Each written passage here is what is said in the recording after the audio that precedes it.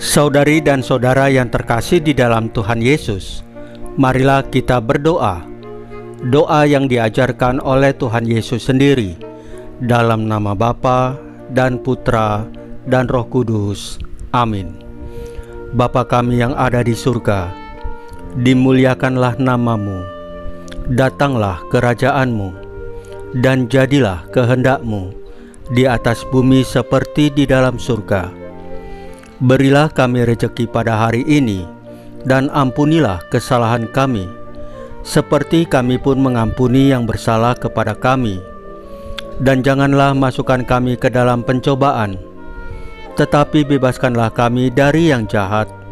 Ya Roh Kudus, hadirlah saat ini untuk memimpin dan membimbing kami dalam membaca firman Tuhan Yesus dan merenungkannya, sehingga kami dapat mengerti maknanya dan dapat kami laksanakan dalam hidup kami sehari-hari di tengah masyarakat kami.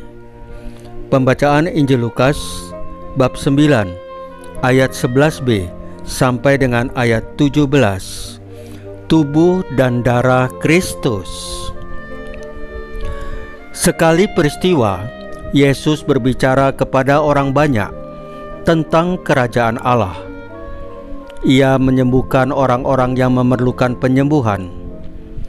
Pada waktu hari mulai malam, datanglah ke-12 murid kepada Yesus dan berkata, "Suruhlah orang banyak itu pergi, supaya mereka pergi ke desa dan kampung-kampung di sekitar sini untuk mencari tempat penginapan serta makanan, karena di sini kita berada di tempat yang sunyi."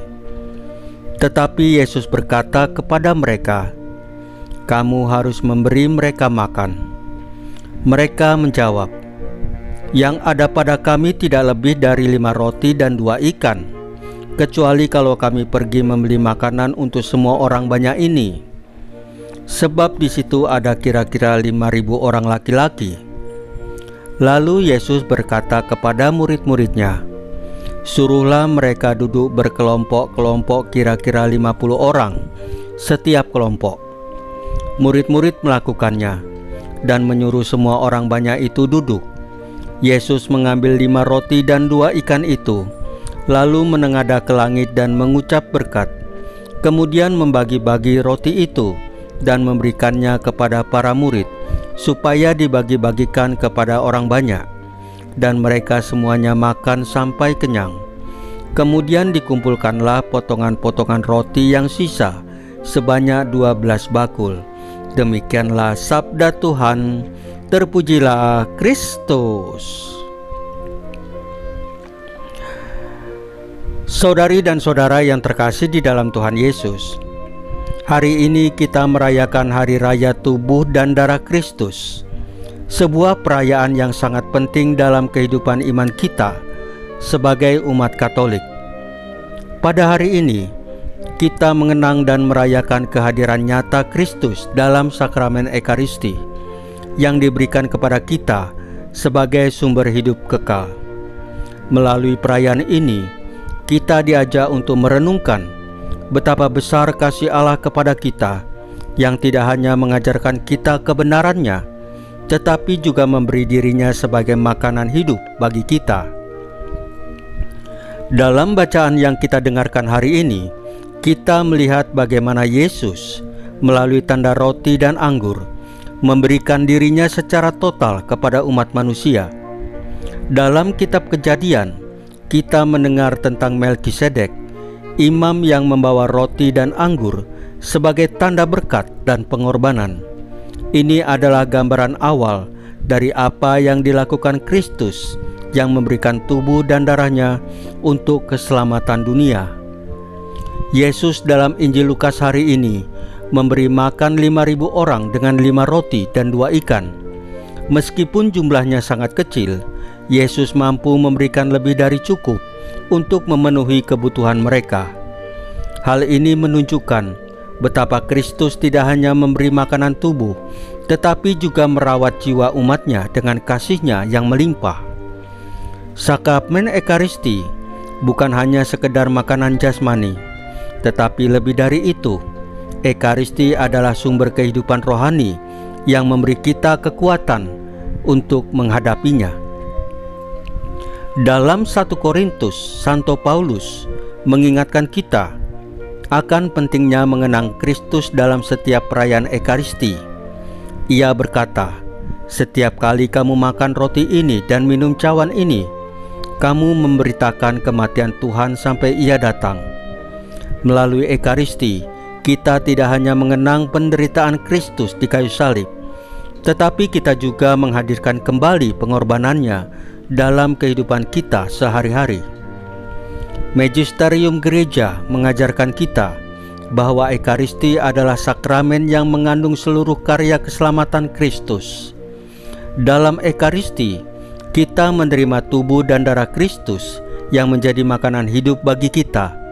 Sakramen ini adalah hadiah yang diberikan oleh Kristus kepada kita agar kita tetap hidup dalam hubungan dengannya, dan agar kita selalu diperkuat untuk mengasihi sesama dan mengikuti jejaknya. Katekismus Gereja Katolik mengajarkan bahwa Ekaristi adalah sumber dan puncak kehidupan Kristiani. Setiap kali kita menerima Ekaristi, kita tidak hanya menerima roti dan anggur, tetapi kita menerima Kristus sendiri. Dengan demikian, kita dipanggil untuk hidup sesuai dengan rahmat yang kita terima, yaitu hidup dalam kasih, pengorbanan, dan pelayanan kepada sesama. Saudari dan saudara yang terkasih, mari kita hayati perayaan Hari Raya Tubuh dan Darah Kristus ini dengan penuh penghormatan dan rasa syukur. Dalam Ekaristi, Kristus hadir secara nyata, dan kita dipanggil untuk membuka hati kita, menerimanya dengan penuh iman, dan hidup sesuai dengan kehendaknya. Semoga perayaan ini semakin memperdalam iman kita, memperkuat kehidupan rohani kita, dan menjadikan kita saksi Kristus yang nyata di tengah dunia. Saudari dan saudara yang terkasih di dalam Tuhan Yesus, marilah kita berdoa. Ya Tuhan Yesus Kristus, kami bersyukur atas pemberian tubuh dan darah-Mu dalam sakramen Ekaristi, sumber hidup dan kekuatan kami. Bantulah kami untuk menghadapi kehadiran-Mu yang nyata dalam Ekaristi, dan menjalani hidup kami dengan penuh kasih, pengorbanan, dan pelayanan kepada sesama. Semoga setiap kali kami menerimamu, kami semakin dekat denganmu, dan semakin mampu mencerminkan cintamu di dunia ini. Salam Maria, penuh rahmat, Tuhan sertamu. Terpujilah engkau di antara wanita, dan terpujilah buah tubuhmu Yesus. Santa Maria Bunda Allah, doakanlah kami yang berdosa ini, sekarang dan waktu kami mati. Ya Tuhan Yesus, tambahkanlah iman kami hanya kepadamu saja, karena hanya Engkaulah Tuhan dan Juru Selamat kami satu-satunya, tidak ada yang lain. Dalam nama Bapa dan Putra dan Roh Kudus. Amin. Saudari dan saudara yang terkasih di dalam Tuhan Yesus, bacaan firman dan renungan hari ini sudah selesai. Tuhan Yesus memberkati kita semua.